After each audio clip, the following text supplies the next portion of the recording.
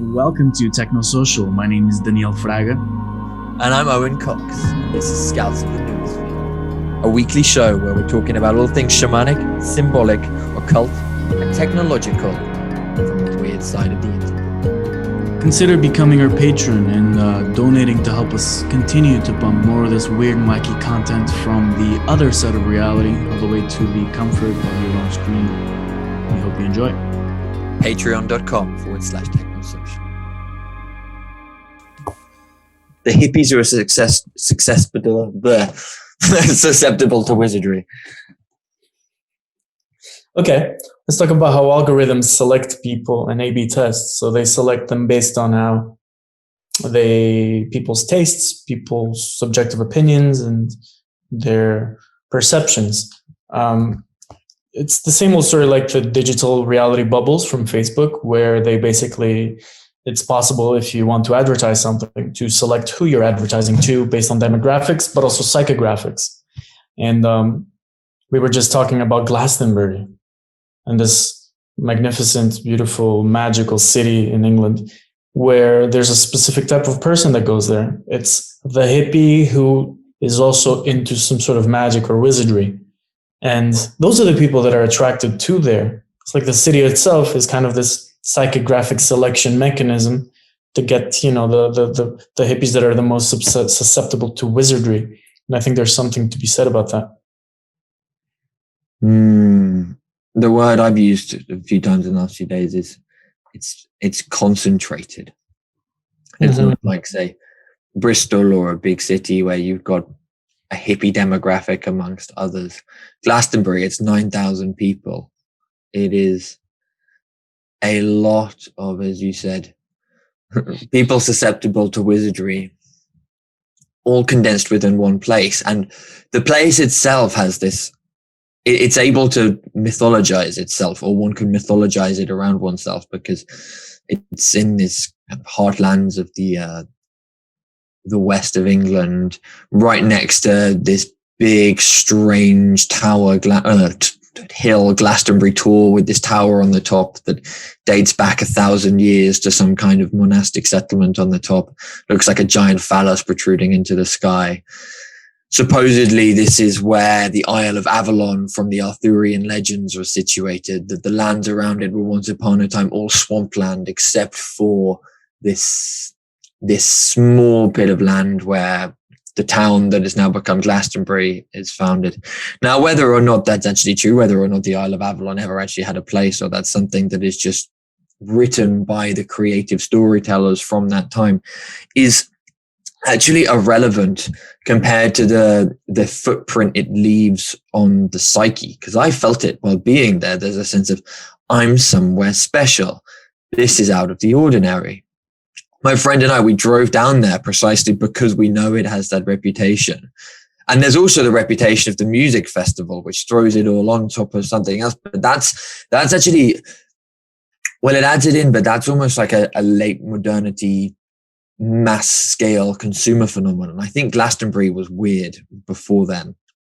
That's what I'd speculate. You go up and down the high street and there's magic shops and there's occult bookstores left, right, and center. It's a sort of place where the sort of stores that you'd see in a typical Western city and think, oh wow, those people are really odd. They're really going out there putting like something like that. Their clientele must be a tiny minority. Here, it's actually the norm. And you don't see a McDonald's, you don't see a Tesco's, you don't see a Sainsbury's, you don't see any of these mainstream high street stores that you see other people. It has managed to carve out quite a unique identity in symbolic and in city space or town space. I'm going to try to connect technology with ancient myths right here. So for a long time, it was kind of this crossroads of ley lines. So for a long time, people would speak about Glastonbury for the past 1,000 years as this magical place, this place where Avalon exists, the spiritual soul of England, the place where the other side connects to our reality. And so it has this somehow magical aura to it, as it always, for a long time, it has. They even say that it was Joseph of Arimathea who took a bit of the cross and brought it over here to Glastonbury. And I think that had a role, a mimetic compounding. Sort of, it just grew and grew in very much a hyperstitional way, meaning a superstition that by being repeated so often just grows. So the question of the chicken or the egg is less interesting. The question of, what came first? Is it the place that has a special character and then the people came to it flocking according to that character, that magical character? Or was it that the people started to believe in it and then they attributed that character to the place? It doesn't really matter because they're interconnected. What's interesting is the effect that it's produced today. And precisely today, you do see this, obviously, late capitalism touches upon everything. So it produces an incentive to pornoflate or to exaggerate some of these more magical, weird, wacky aspects that you'll obviously see in Glastonbury. And there's this eclectic nature of things as well, where you will find an Eastern-oriented magical mystical shop next to a Western occult shop. So it's this syncretism that has emerged there.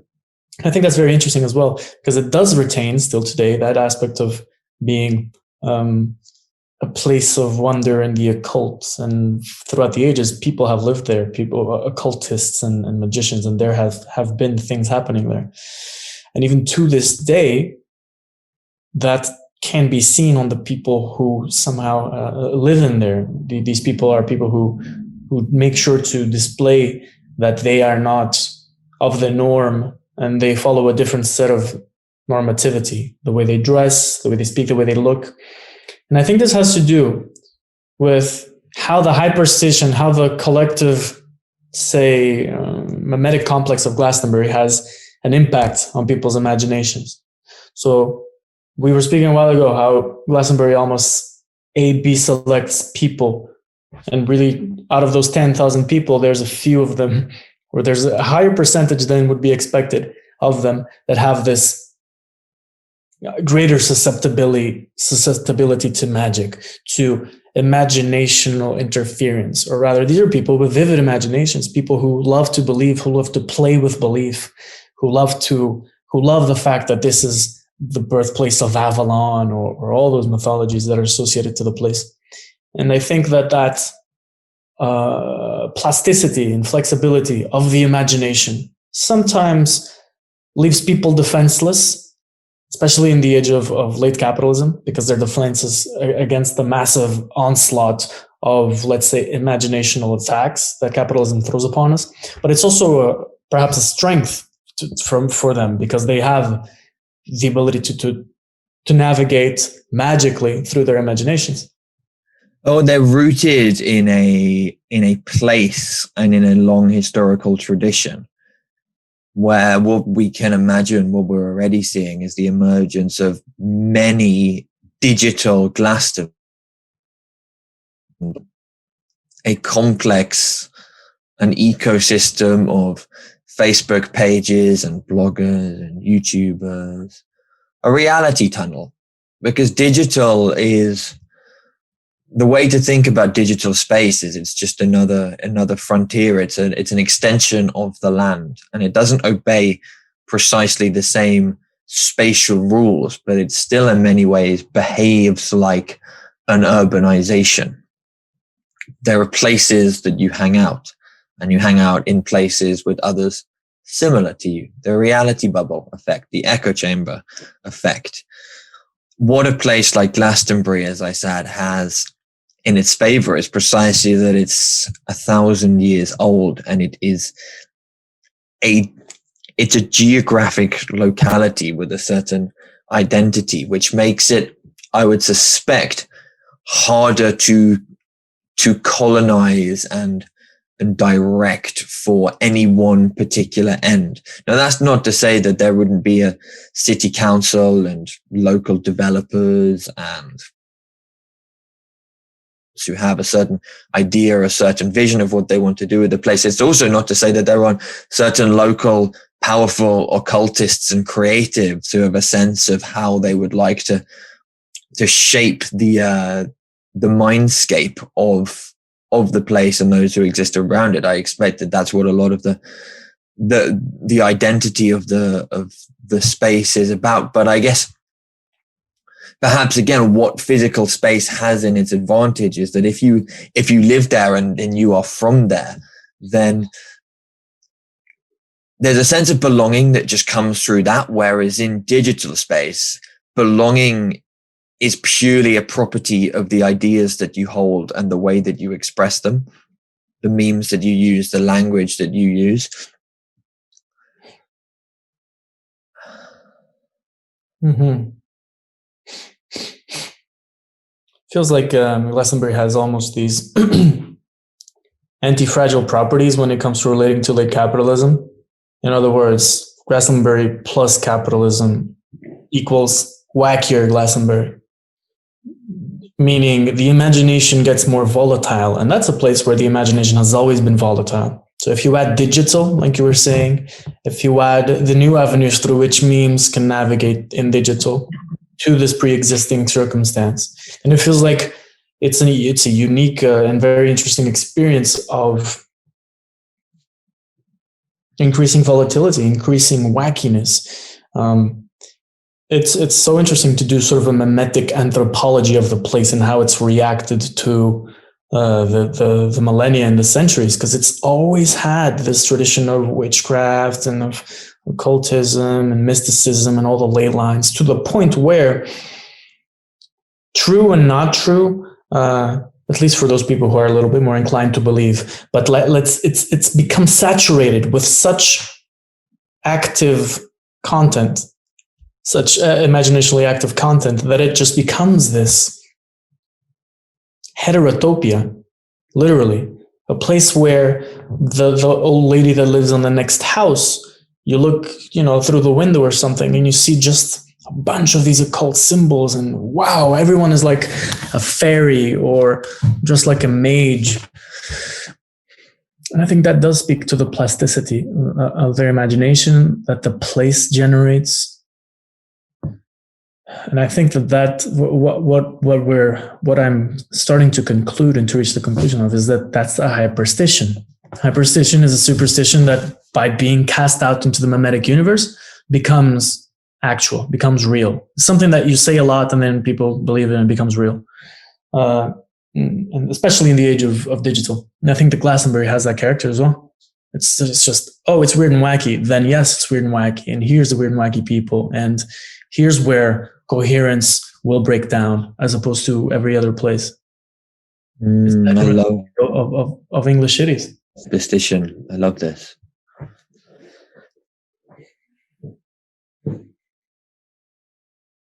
What am I thinking? There's a thought here that's coming to me. If I can add just one. Yes, I've got it.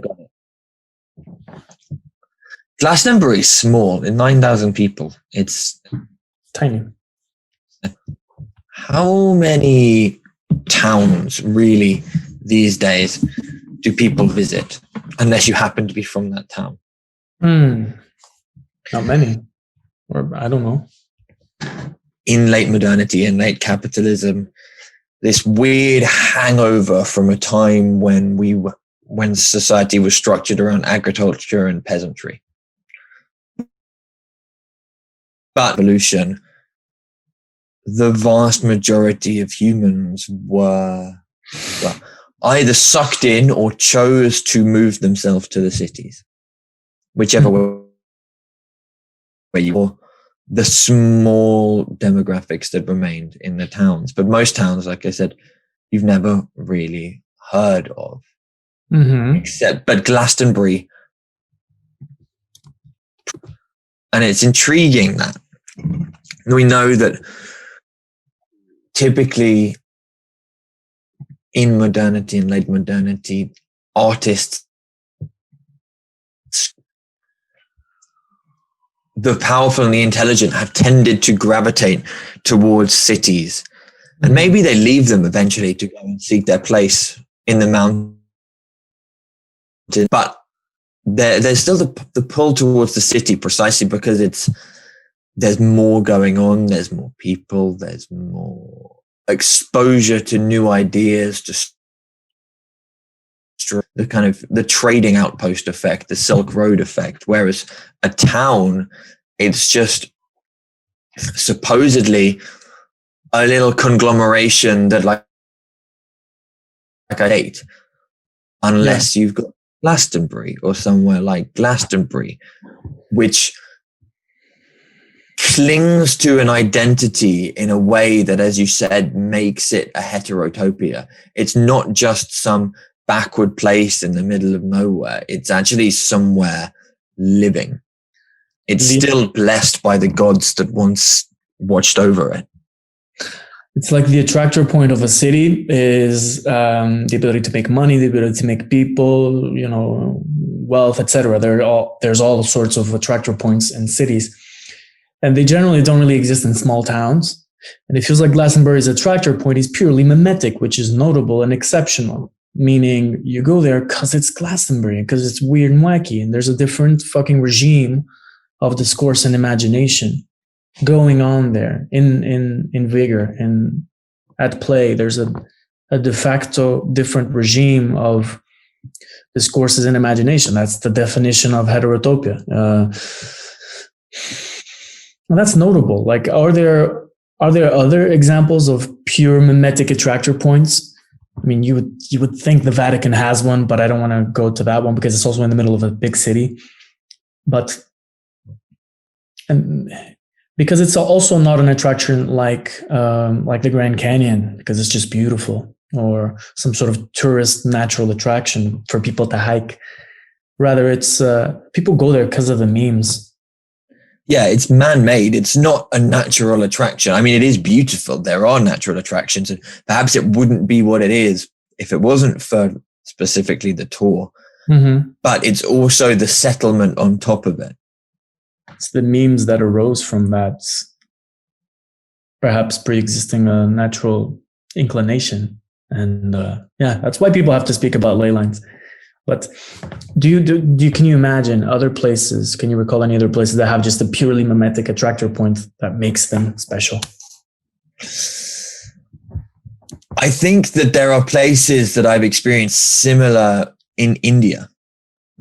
However, I know that I'm only able to see India through the lens of a kind of Western spiritual tourism. I mean, admittedly, that also applies to Glastonbury. There's a degree of it being a place that you go to for spiritual tourism or pilgrimage, depending on which way you want to frame it. But there are definitely holy sites in places in India, and I'm sure in other places, it's just India is the only one that I know, that have a feel to them. The lifeblood of the place is geared towards a certain aesthetic and a certain religious experience and practice, a certain ritualization of day-to-day life, which is, I'm sure, what once upon a time many places all over West and East were. But, and they still are to a degree. Even life in London is ritualized, but the ritual is a totally secular, de-aestheticized one. It's the ritual of getting up in the morning and putting on your shirt and your tie and getting on the underground and going into your office, like we discussed last time. Mm-hmm. But I think the point is there's an otherworldliness, a mysticism, and aestheticism, perhaps even a sense of the barred absolute in pilgrimage to places like these that we're discussing, or spiritual tourism, depending on how you frame it, as I said, that doesn't exist within the mainstream materialist capitalist paradigm. Hence the experience of it being a heterotopia and it being rich to go and visit. Now, I think something else that was coming to my mind, the other places or spaces that exhibit this property are festivals, music festivals in particular. Again, hubs of art, intensity, drugs, less rules, sex, late nights, otherness, but they're temporary and they are very well, not always, but often again, they're capitalist products. But then Glastonbury itself, in much of India, it's a capitalist product. You can't extricate yourself from the capitalist system, and nor should we, in some kind of attempt to be nostalgically traditionalist, I guess. It's like, no, we live within capital. In a context where capitalism recuperates everything and is quite inescapable, it's still interesting to try to denote which are the mimetic attractor points that generate these heterotopic experiences. Obviously, Disneyland comes to mind, festivals come to mind, Las Vegas comes to mind as these places of otherness, founded purely on the meme, or rather on the experience which the discourses can imprint into that place. These are places that you go to because they're heterotopias, because they have different rules. It's like a church, it's like a boat, it's like a prison. But when we talk about Glastonbury, I think it's more on the category of Disneyland and of Las Vegas and of the festival even. Because it feels like it enters into the experience economy. It's a voluntary exchange as opposed to a forced exchange, because a cemetery is also heterotopic, right? It's a place where time is different. A museum is the same, a church the same. But in the space of Glastonbury, people go there for a regime of imagination, for an experiential, voluntary exchange with the discourses and the memes that have there. The people that you meet there are different. The conversations that you have there in Glastonbury, are different. The books you read and all that context will be different. And so what is notable is how it seems to have survived, been resilient, or even anti-fragile when it was tackled by capitalism. But maybe that's just really this exception as being this weird, wacky place. I also wanted to touch on the fact that when you mentioned London and people going into their work dressed in a certain way, doing certain rituals, indeed, that is also a regime of mythology. It is also a discourse that people follow. Normality is just another fiction, except it's more consensual and it suits everyone's pragmatic needs, I guess, the best. But there's indeed value, and there's indeed obviously there's going to be heterotopias. Every society had them. Every society needs to break up normality with otherness, other spaces, heterotopos. And if you want to analyze London, you have the office, and then you have the bar, and then you have the nightclub. Aren't those also ways within the spectrum of reality to navigate it, just to striate and to regiment it, to say this is normality, this is exception, this is party? And what's interesting for me fundamentally is really this interplay and the mythology behind each of them. And cults do this. Cults invent normalities that are so odd for someone from the outside, but they become normal for those in the inside. Regimes of being and of imagination that can sustain themselves from within, perhaps for a long time, while still being completely foreign to us, or rather by seeming so completely strange. This character of strangeness to the enlightenment-based rational Western onlooker. How strangely do these people live? It's a membrane strangeness. Mm-hmm. It's a non-solid boundary that preemptively vets certain typologies, excluding those who won't fit, and at least opening space for those who might fit to come in.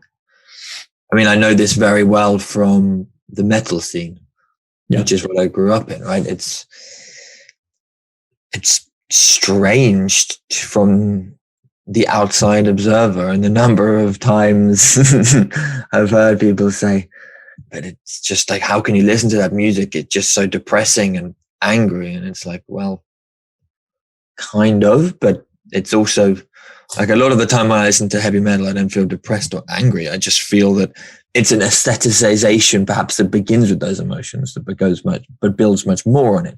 It's also a praxis of dressing, of negating something of the normativity of regular capitalist values, and also a certain mindset, like we kind of got into when we spoken to David Burke. I think a lot of the metal scene, there is a sense of a creative do-it-yourself attitude to it. It's the scene is sustained by the input of those who belong to it, not by anything that comes from without. And of course, that's not totally true, because it requires venues, it requires material spaces, it requires contracts with vendors of beer and tobacco and guitars.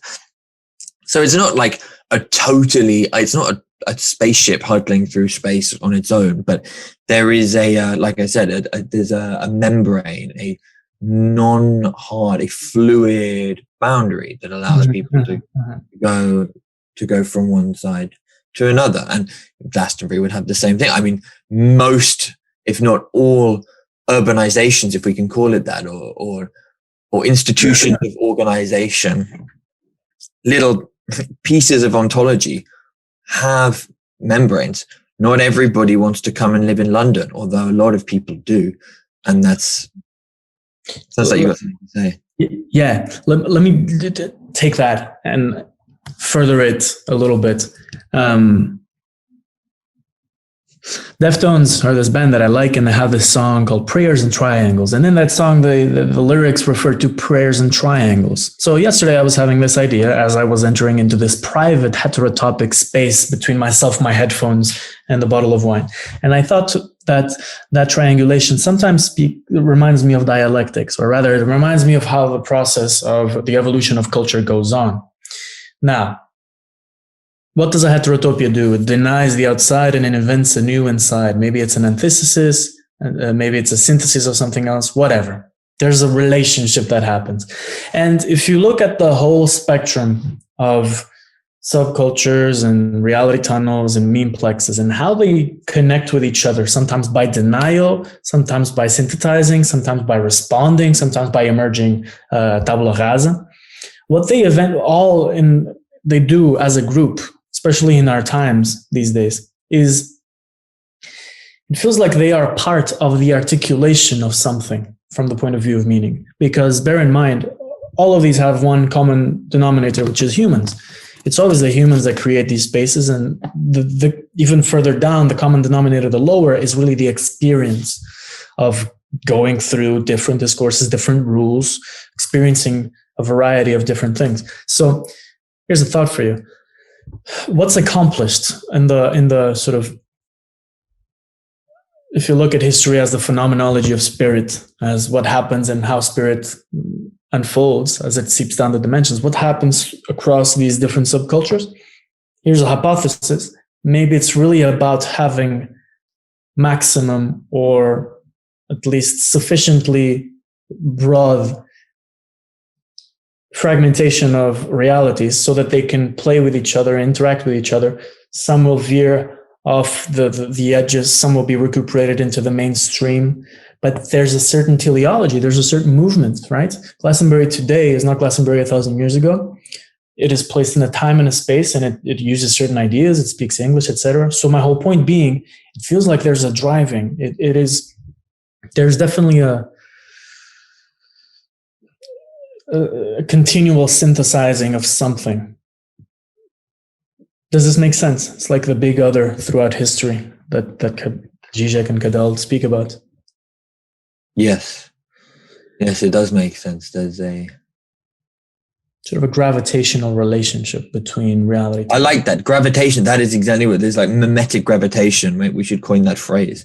There's a way in which certain memeplexes at a point in time become attractors. Yeah. They grab something in the collective psyche. I mean, take something. Extinction Rebellion would have been meaningless 50 years ago, 100 years ago, but at this point in time, it becomes, we like that. And there's also the strange thing. I noticed it the other day when someone posted something about this in an email thread. Extinction Rebellion uses XR as its, what's the word for that?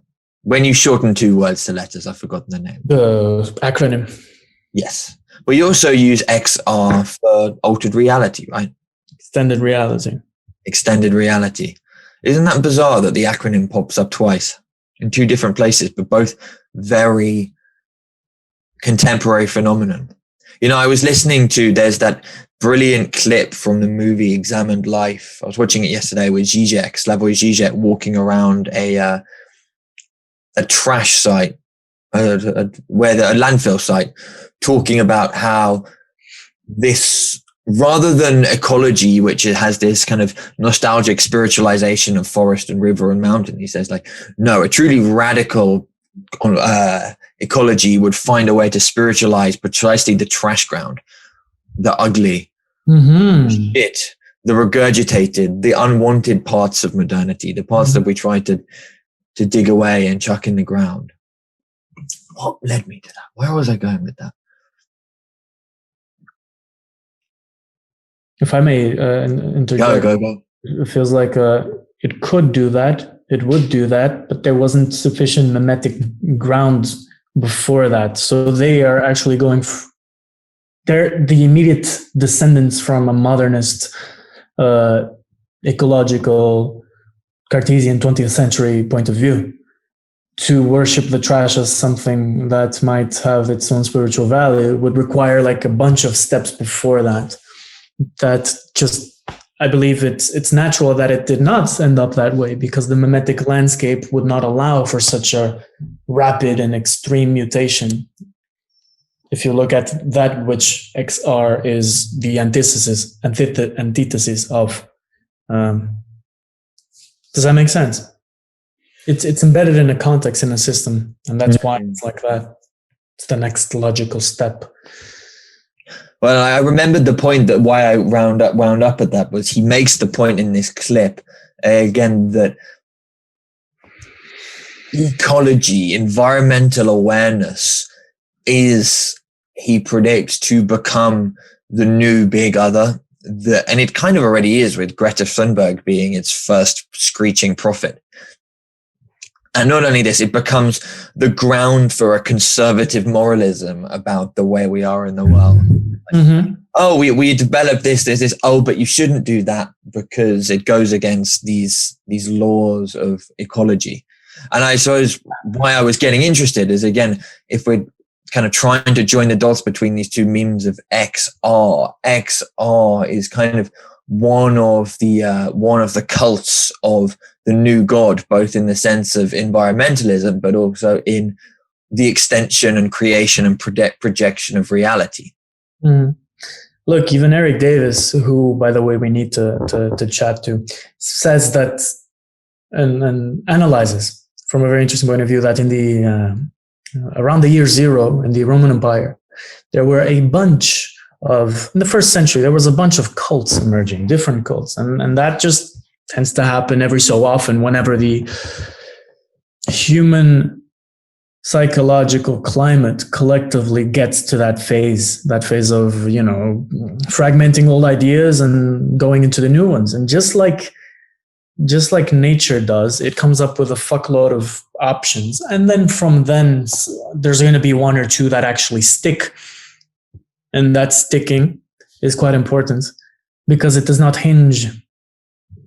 It hinges on factors that are logistical, tactical, pragmatic, strategic, that have to do with how it relates to the landscape of the Earth and the landscape of the psychology of humans and to the broader economy of the planet Earth. And that said, we're also in a similar stage. We're also in that stage today. You mentioned XR is one. We mentioned Glastonbury. What a remarkable other one, because it's kind of this syncretic coalescing of all of these. You will find books about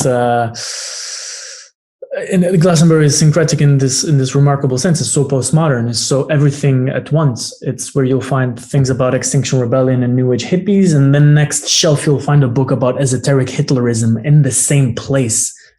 And that's something as well that's notable, meaning that if we are now living in a repetition of the 1st century of our era, where there was a fuckload of cults and different attempts at creating a new, regime of mythology for everyone to live under. Then today we're also living in that, but today we have digital, and we have way more people than we ever had, and we have way more and better communication than we ever had. And that just adds to the volatility of it all. That just adds to the liquefaction of it all, the lack of boundaries. Membranes they disappear, things overlap a lot. And I think that's, would you agree with that? I don't know if membranes have dissolved, but new ones emerge. That's the thing. I don't think if it's totally possible to just be totally membrane free. I think that is kind of the dream of the Enlightenment rational position, that we can get rid of all membranes, and then the only vector for moving through space is talent. And everybody judges everybody else based on a pure rationality. And rationality, the only membrane of rationality is, does it obey the laws of rationality, right? Which again, there's its own membrane, right? But it attempts to, it's an attempt at a universalist membrane, right? Because supposedly everybody is capable of rationality. And further than this, everybody is capable of the same rationality, because there is only one rationality, and that is the rationality that fundamentally can be discovered with the laws of empiricism and science. Mm-hmm. But to that point, there's a regime of juxtaposition and acceleration. But while it may not have disappeared completely with the membranes, it has made them more permeable and more easily and quickly understandable. So, I could read now a book on one topic, and just the next 5 minutes, I'll read another book on something completely different right now, because I have a computer, because I have that support, because I have the internet. And so perhaps what the wired brain is teaching us is not the dissolution of membranes, you're right, maybe an accelerated juxtaposition, or really this weird syncretism of everything, where everyone's an eclectic, and then there's people have their own causes, their own reality bubbles. It's maybe the atomization that we were used to speaking about, where people are more and more atomized, but from the mimetic point of view, they're more and more spread out, because we have access to everything. Oh, and that's a good thing, said the moderns, and why not? And the postmoderns came up, and they completely fucked it up and mixed it up in the sometimes most absurd ways, sometimes beautiful ways. And I think that's the condition of the 21st century, is like the postmodern condition still exists, and it's even more interconnected and digital. It has not been over. It will continue. And because the human mind, as this constant, has only one point of view, or rather has a phenomenology, has a way of perceiving that will reduce all the complexities of the world, and will have to make it pass through here. And as such, that's why things sometimes seem so disjointed, juxtaposed. The relationships of topology. Glastonbury, and you drove there from London, and you go there, and it's this holy place, and in the afternoon you have a pint, and you watch the game. It's like, what weird juxtaposition is this? And I think that's our condition. It's really this navigation through heterotopia after heterotopia. Yes. But it is it's an outgrowth of the postmodern condition, because it's not just nodes everywhere with no patterning to them. There is patterning to them. I'm a particular type of person. I grew up listening to heavy metal. I do this podcast. I have certain collaborators we speak to regularly, and I went to Glastonbury. I know people who wouldn't do that. And that's the hegemony of the theological construct of identity and individualism, because we all do that. What's the number one praying, or rather religious activity that humans do? Is the cult of the self, is to reconnect, to religare all the things that you see out there to the identity, to the self. Oh, I'm a person that does this, I'm a person that does that. Thus, the construct of identity emerges. But what we're learning as well today is that it's becoming so digitally accelerated, and the amount of memes that every identity witnesses is so large that it kind of reaches a critical breaking point. In other words, might we be seeing the end of identity in the future? Some people argue that. Some people argue that you can spoof the identities online so easily. You can change the route of identity so easily. Identity is often used, psychographically to manipulate us, to choose, to analyze who we are. So really, even Glastonbury, its identity becoming so juxtaposed with all the wacky stuff from all over the world. I think this really speaks to the increased volatility, increased symbolic saturation, increased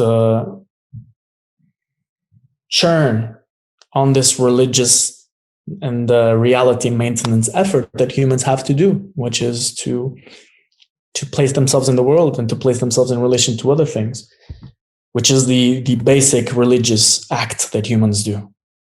If you think in the past, maybe there was family, there's God, there's the nobles, and that's how you exist. That's your identity and your place. Today, it's much different. It's much harder.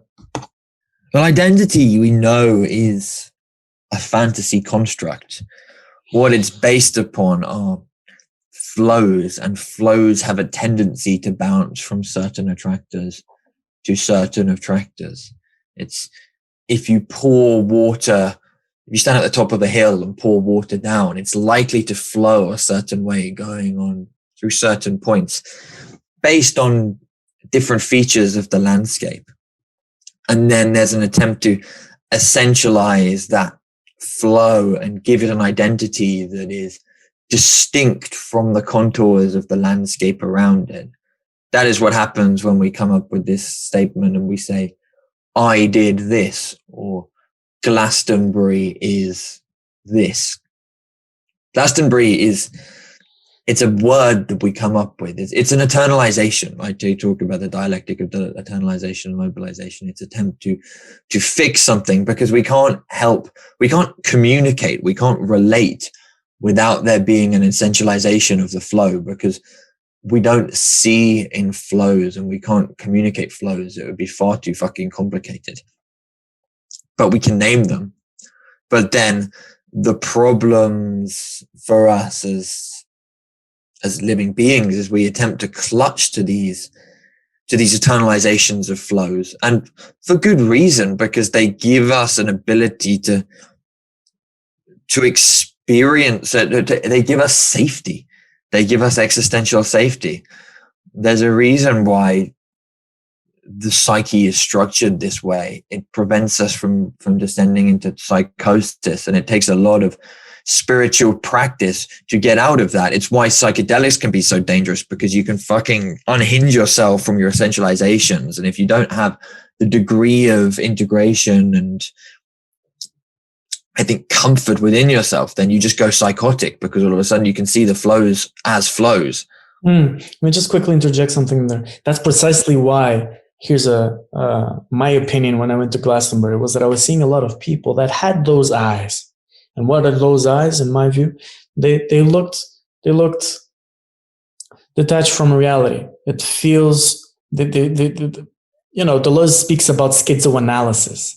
And Nick Land was the guy who was like, in order to break free from the Oedipal prison of staticness and of these eternalizations, I'm going to smoke meth and look at numbers on a computer.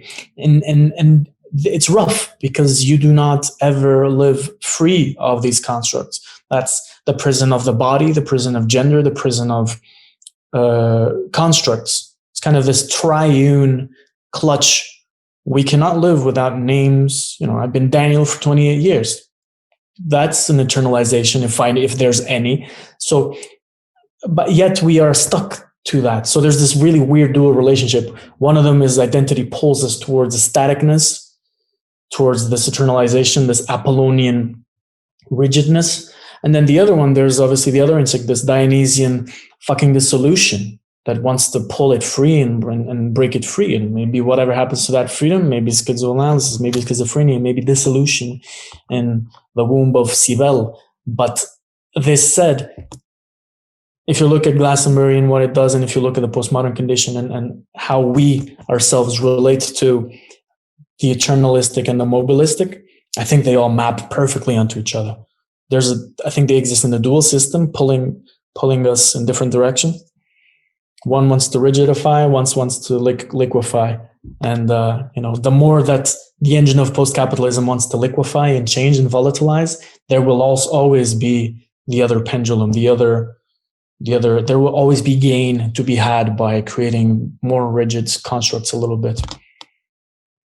But these constructs are not what we are, in a way. We are flow and we are mind. So in that sense, we're originally more magical and Dionysian that we give reality credit for. I like when you said about the dead eyes. I noticed that as well. Now you mention it, or I don't know if you said dead eyes, but there's something like that. I don't know. It's psycho-spiritual burnout, perhaps. Completely. There's the metaphor of becoming awakened, right? But then there's also this thing where you meet people who have done a load of psychedelics. Typically, it seems to be people who have been. I've met people who've done a lot of psychedelics, and they've blasted themselves out a bit, but perhaps in I'm sure the same thing can come from occult practice. I'm sure the same thing can come from Eastern meditation as well, which incidentally is one of the things. I wonder if at some point we're going to run into problems because the West has been harvesting meditation for mindfulness and teaching it to people. Is that all of a sudden going to have some unintended consequences when people realize that actually mindfulness isn't about calming your mind down? It's about calming your mind down so that everything that's underneath the surface can come up. So that you are primed for colonization. Steps of initiation include that. They include putting the person in a volatile, susceptible state. Maybe psychedelics, meditation, theatrics, heterotopias, they can do that. They'll put you in a volatile, maybe vulnerable state. And it's very easy for someone, or even randomness and chance, to come in after that and to put you in a place that is kind of worse than the one that you were before, meaning, the imaginational structure that was there before and that some people fought so hard to get away from might be better than the one they end up afterwards, which is why being a magician is one of the hardest things in the world, or being of that temperament, because these people are fucking with their own sense of identity and of self. And it's a dangerous thing, because you fuck with the self, it's everything. It's everything. So there's definitely something to be said about that. Even Aleister Crowley finished his life in such a state. So many such people of such temperament have found themselves in this conundrum. The underwater, sometimes the level of the water just rises. And if you have no boat, and if you don't care for your boat, and if your meditation practices tell you burn the boat, it's dangerous. Absolutely. This is why I'm actually increasingly wary of occultism. Yeah. It's an attractor. It's like, ooh, fucking sexy, powerful. I'm going to be able to do things with my perception. But then it's like, oh shit, maybe actually that's not maybe that's not a good thing. Maybe we should be very fucking careful. But incidentally, what we play with. Yeah, completely. I completely agree. And also in like this weird ironic twist of fate, the path of techno-capitalism and the war machine since 10,000 years has been one of, or at least the one that we see now, has been always processed through the manipulation of being and intelligence. So you could say that the occultists are the kamikaze soldiers of at the front, at the vanguard, going through the dangers themselves first to explore. The artists do this. They scout the noosphere. But then it ends up seeping down into the everyday reality. And we live in the age of, experience capitalism, limbic capitalism. You go to the most bland corporate events, people are speaking about VR and technology and the experience really changing with marketing and public relations, the perception of people and all this jazz. Doesn't that descend precisely from early 20th century occultism, from Crowley to the Beatles, and from the Beatles to whoever, the person is actually speaking from any marketing department? The answer is yes. So ironically, while this is such a dangerous task for the individual, for the reckless individual to perform, ironically, that's also kind of the path that capitalism uses to reinvent itself every single time collectively, with more scaffoldings, much slower, and at a global scale. But it's the same process. The reinvention of being, the emergence of being out from itself in a very dialectical, triangular way. There's the yearning for the heterotopia, right? And you already spoke about London is structured around work and bar and nightclub. It's the same thing as that. There's the yearning for the place that is other than day to day. Perhaps it's the space-apathic experience, and so that's why we we watch Netflix or we watch porn, whatever it is. We go into something where there is otherness, and I think precisely you drove at the point. It's fascinating, actually, that we kind of, although we admit the existence of other spaces, we also disavow the existence of very other spaces, if that makes sense. So we admit the existence of TV and theater and nightclubs, but we don't admit the existence of satanic ritual. We don't admit the experience of divine possession. Not necessarily that divine possession is something that you want, but we don't admit that it exists. We simply pathologize it and say that's a psychotic break.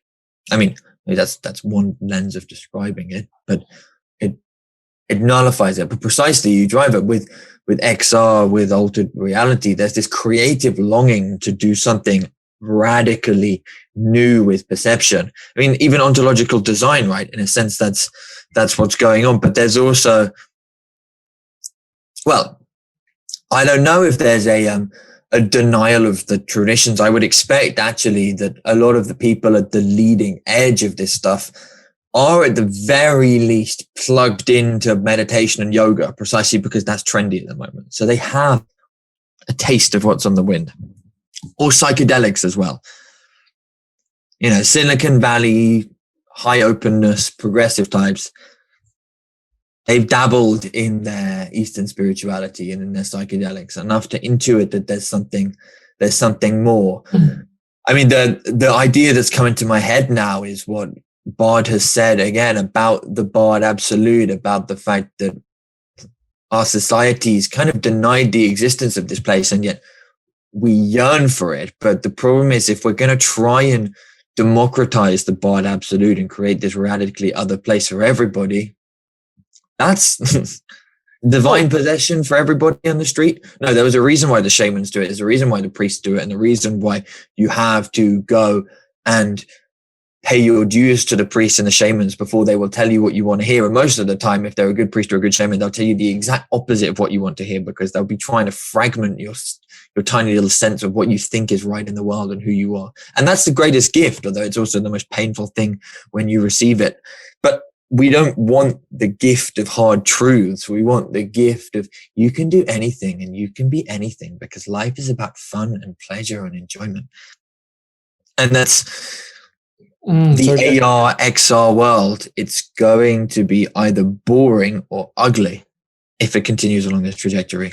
Mm-hmm. That's a regressive occultism, or rather this capitalism light version of occultism and spiritual practices being applied to these regressive ends, because regression is easier to monetize. You know, people will pay for that extra bit of comfort, and if that extra bit of comfort can be McDonaldified and made into cheeseburgerified, if you can actually make it so fucking simple and perfect like a cheeseburger, people will want it, and it might happen. The landscape is opening up in the future in AR, in XR, in AI, just very much in the same way that the landscape once opened for McDonald's drive-thrus and extra money to buy fast food and the willingness to have it. Whereas the reality of it, the real sort of solid reality of it, is that if you blast off too far, people might be looking at something so deep and horrifying that that's why the absolute is barred, because it requires a certain stature of human to look at. That's what differentiates the greater people from the lesser people, or from the people who are the common man, not lesser, the common man from the uncommon man. History is littered with such examples.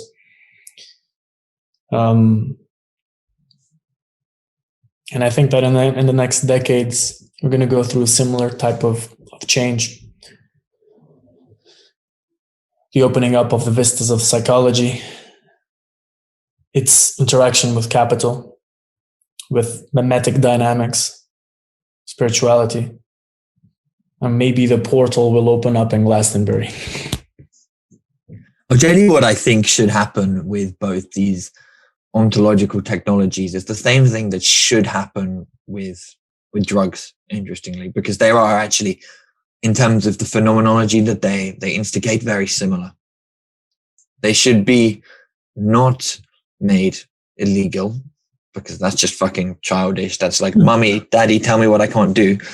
But they should be licensed. There should be hubs, monasteries that you go to, and you have to get in, and there's different tiers, and you're allowed to go off into altered reality. You're allowed to have mushrooms if the shamans or if the shamanic technologists agree that you are of a capable standpoint to do it. And if not, then it's see you later, come back next year.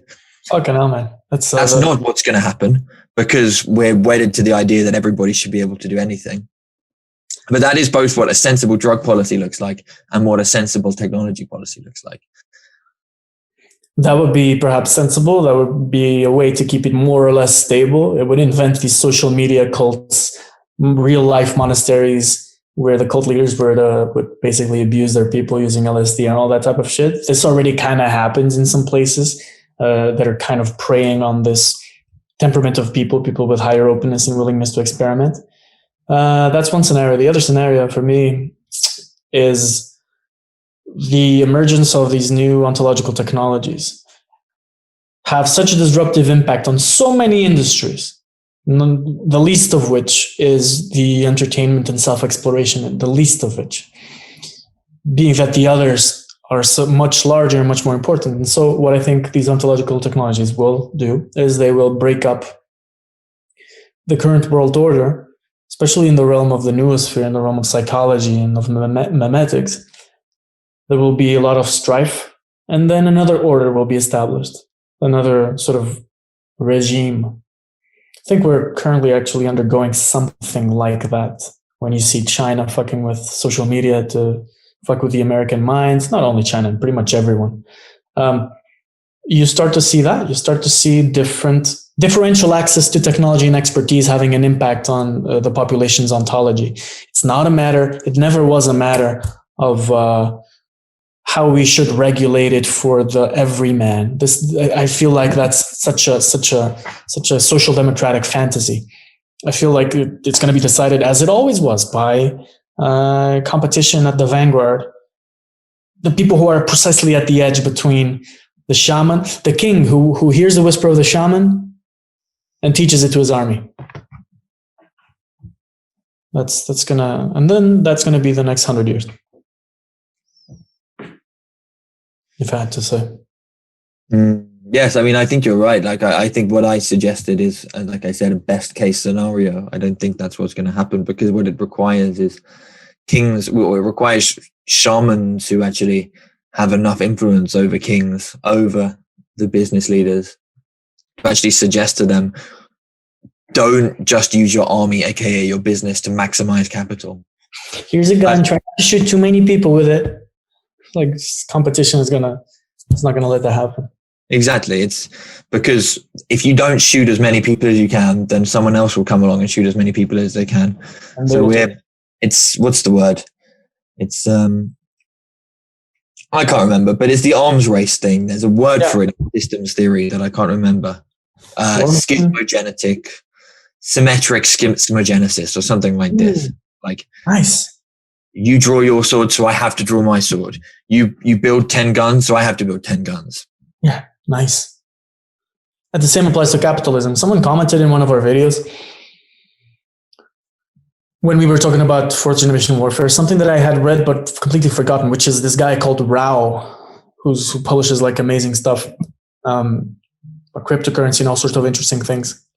Draws a parallel between management in business and the war machine. Meaning that the advances that the war machine implements in it will be basically one generation ahead of the advances that business implements in itself and management implements in itself. ways, philosophies, technologically aided ways to fucking rule and govern the system. And the war machine is basically one small step behind the innovators, who are in turn one small step behind the pure vanguard, which are these entities, these humans who are really going at the edge, these kamikazes of the noosphere, people who throw themselves out there and somehow have a talent to channel it back to the rest of us. Because not everyone is positioned in the same place of the human spectrum. If this is the vanguard and if this is future, some people are placed closer to the edge, after which, it's horrifying. Please, unless you're an avatar for some sort of god. But everyone is kind of placed in different stages. You have the art here, and a little bit before you probably have the innovators, perhaps before you have the war machine, and capitalism just immediately after that, because competition is inescapable. And then you have everyone in pop culture, and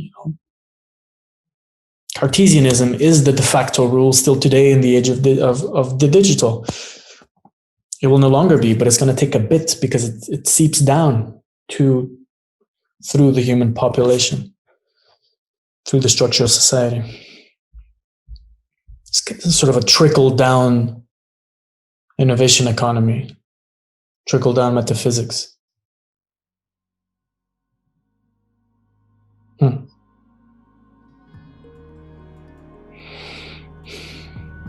Should we wrap it there, brother? Yeah, let's wrap it. Nice one. Catch you next time on Scouts for News.